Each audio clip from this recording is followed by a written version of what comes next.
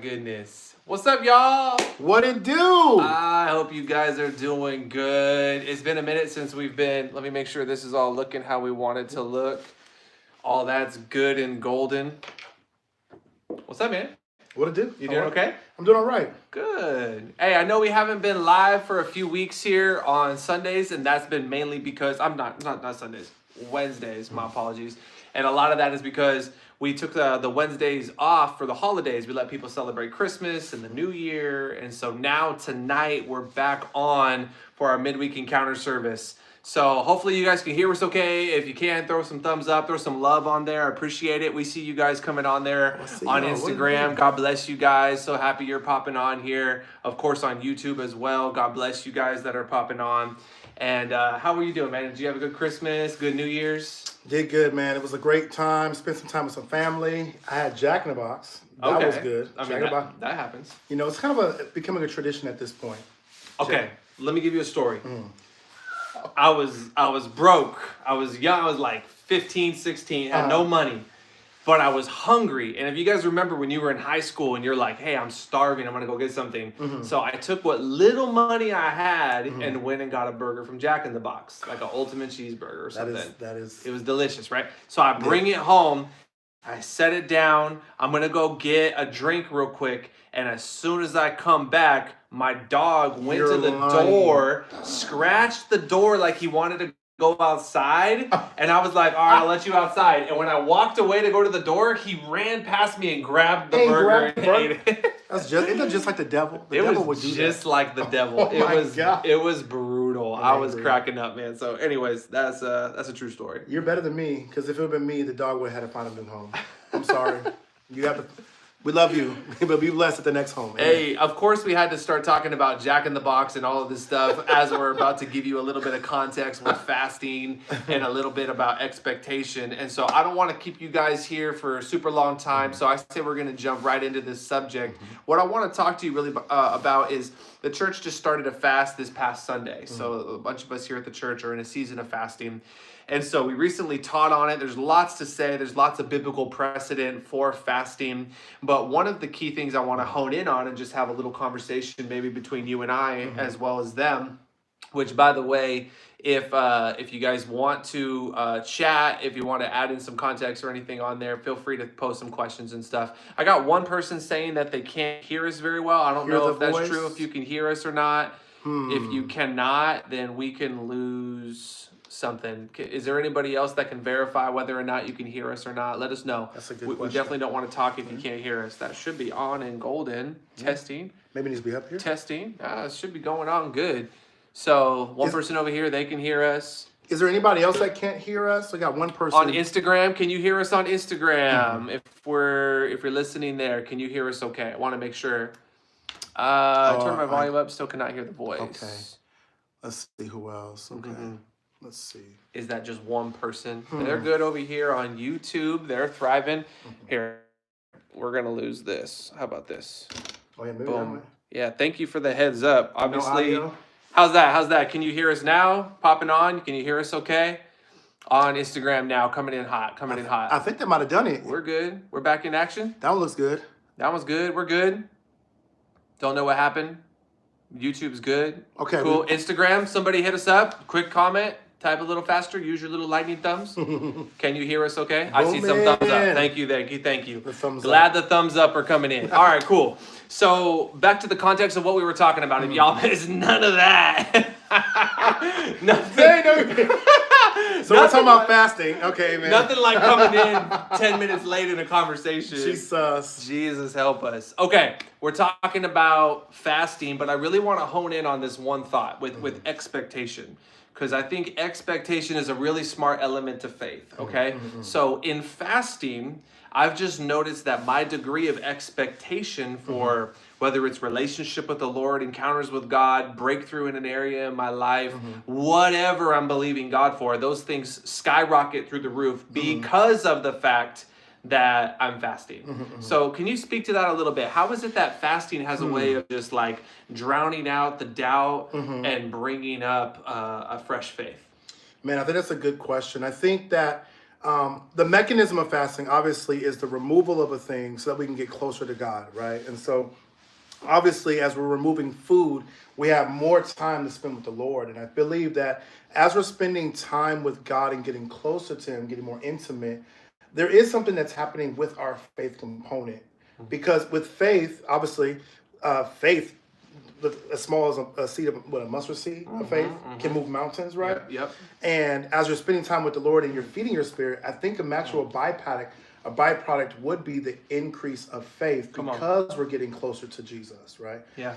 Very, very important, guys. If you guys are trying to increase your faith, yes, pray for it, but spend time with God so that you can continue to grow in your faith. Okay, that just, I don't know. I just feel like that would be that mechanism that grows the faith, right? Yeah. The more you're spending time. Okay, so let's just think about that. Like, just to piggyback your thought, the more you're spending time with God, and we're talking about a God you cannot see, you know what I mean? Like, I mean, you can see the effects of what the Lord, but few people have an actual visual, I can touch, feel, have a conversation with the Lord. So that in and of itself is an element of faith. But the more that you spend time with Him, the more your faith increases, because the more you learn to hear His voice, the more you learn to sense what He's saying and doing. Yeah. Just the encounters, all those things kind of go to a whole nother level. Why? Well, because you're spending time exercising that faith muscle. So your expectation for the promises of God that we see in His scriptures increase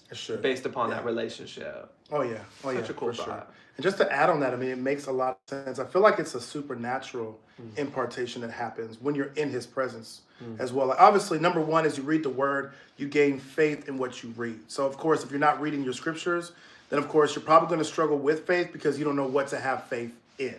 All right. So, very, very good. As you pray, make sure you add the reading of the scriptures. Big time. But additionally, too, as you're reading the scriptures, worshiping, I just feel like God just increases it supernaturally. It's like it's something that He does, and it would make a lot of sense because obviously, as your faith grows, your expectations should grow because now you're just expecting God to do what He said He was already going to do. Come on. I think something also to add too is that hearing from the Lord as you're spending time with Him, you're able to understand His will. And when you're able to understand His will, you pray according to His will. And now, because I know His will, because I believe that I'm understanding His will, I expect Him to follow up on His will. I think there might be a component there too.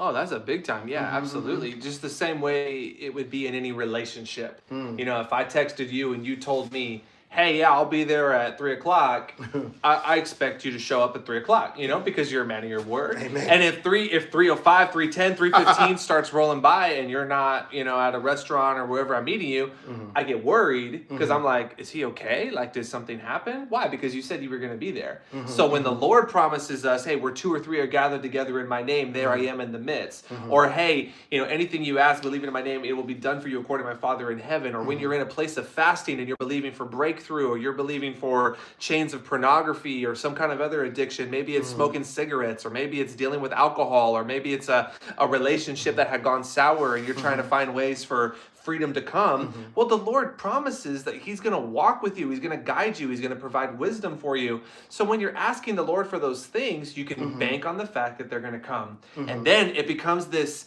vicious, beautiful cycle of blessing. You ask for it, it begins to come. Your expectation rises because it's coming, and then there's more expectation, more faith because it's happening, and it just keeps building. This is like, it's the same reason why you work out a muscle and it gets broken down, but then it gets built back stronger. So it's not like you go to the gym one time, lift heavy weights, and I look like you all of a sudden. Are these 22s? Like, I hope so. What are we talking about? Praise Him, oh God. So that doesn't happen in one try. You got to keep doing it. Like, you keep exercising the muscle, keep working that thing out, and God will keep showing up. It's a beautiful thought. That's a word. I like that. I want to capitalize on something else Franklin was talking about a moment ago. And by the way, I'm trying to keep an eye out a little bit here on some of the comments that are coming in, because if you have any questions or prayer requests or anything like that, feel free to throw those on there as well in relation to what we're talking about. That would be fantastic. But one other component to this that you touched on, which was the spiritual engagement piece. I know that's really big on my heart. I mentioned this on Sunday, the idea of, if you had to make it a 90-10, 90%, a lot of times people spend 90% on focusing on the dietary adherence to fasting. So reading every little label, putting a lot of time, energy, and effort into that, and then very little time into actually engaging with the Lord. So, I mean, that would be like me going through so much effort to set up a date for my wife that when she actually shows up there, I'm too tired.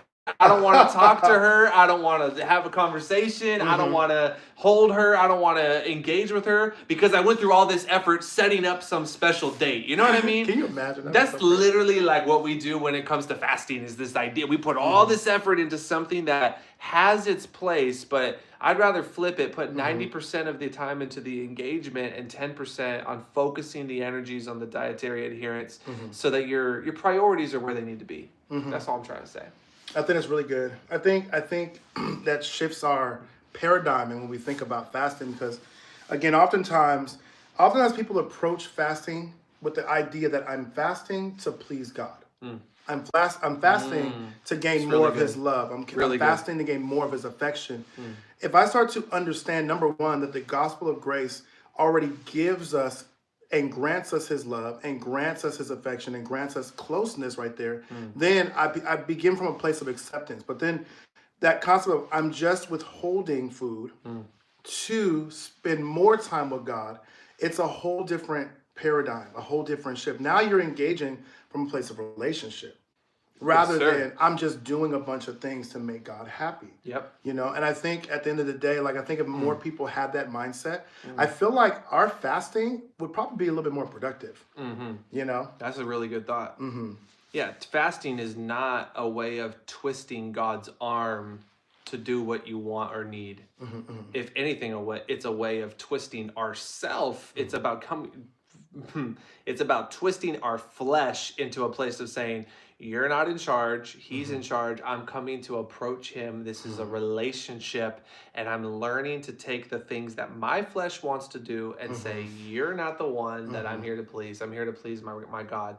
And the expectation, and that's kind of what we're talking about, is this kind of big expectation. That thing kind of goes through the roof because your faith is increasing in fasting. You're denying the flesh. So some of the lack of clarity, the noise, the pollution, so to speak, those things kind of fall by the wayside, and you're able to engage with God very clearly. I think it's so good. From a biblical standpoint, I mean, there's a lot we can say, but I mean, just covering on a few things that I mentioned recently. I mean, let me see, I got it right here. I'll just hit you with these real fast. Esther went on a 3-day fast as she prepared to tell the king of Haman's plot to kill the Jews. So that was a crucial time. Moses fasted before receiving the 10 commandments. David fasted in mourning over his sin and its consequences. Ezra fasted over the sin of returning exiled Jews. Daniel fasted as he sought answers to his prayers, and that's something that we're doing right now is a Daniel fast. John the Baptist lived a fasted lifestyle by having a diet of locusts and wild honey only, which I think is like, I don't know about you. Are you going to do the John the Baptist fast at some point? Y'all be blessed with it. Be blessed. I ain't trying to eat no bugs. Please don't ask me. Paul fasted after his encounter with Jesus and his conversion. And then, of course, Jesus, our great example, fasted for 40 days and nights in the desert, was tempted by the devil. So we see a strong biblical precedent, both Old Testament and New Testament, of a lifestyle of fasting, a lifestyle of denying the flesh so that we can enhance the spirit with great expectation, which I would argue is faith, in order to encounter God in new ways. It's a good thing. That's a word right there. It's a good thing. So I'm gonna leave it at that for now. If I'm gonna take a look at some of these comments real quick. If there's any, feel free, Franklin, scroll up on that. I don't know if there's anything. Maybe there is. If there's any comments or anything we need to address on. If you have a question or comment, maybe on what we're talking about. I see my wife there, my kid, my son. What's up, Judah? I see you, buddy. Love you, buddy. Hope you're doing good. See some others popping off over here. Let's go. What's going on? What in the world? Okay. Yeah. Yep. Good. Anyway, so if you have any thoughts, comments, anything, Cynthia, we see you. God bless you. I hope that you'll consider joining us tonight. Michelle, what's up? God bless you. We see you. We hope that you would join us tonight, 6:30 p.m. We're going to be here. We're going to be starting on a whole new subject that we're going to be traveling along the course of for the course of 2025. It's going to be so good. I don't want to let the cat out the bag now about what we'll be talking about, but I really feel it strongly in my heart. It's on the heart of God. It's going to be really rich, and to be in a season of fasting where expectation level is so high, man, I'm here to tell you that will be massive for you. So my expectation's high. I hope your expectation's high. I know Franklin's expectation is high. It's going to be so good. I see it says coffee shop's got some fast friendly options tonight. Smoothie options. We love the coffee shop. So awesome. Listen, I'm gonna bless you guys. Love you. God bless you. Thank you for being with us. We'll be live every Wednesday at 3:00. I hope that you'll join us every single time. If you are fasting, let your expectation rise every time you're engaging with the Lord. I hope it's been a blessing to you. God bless you guys. Love you all like crazy. You guys have a good one. Love y'all.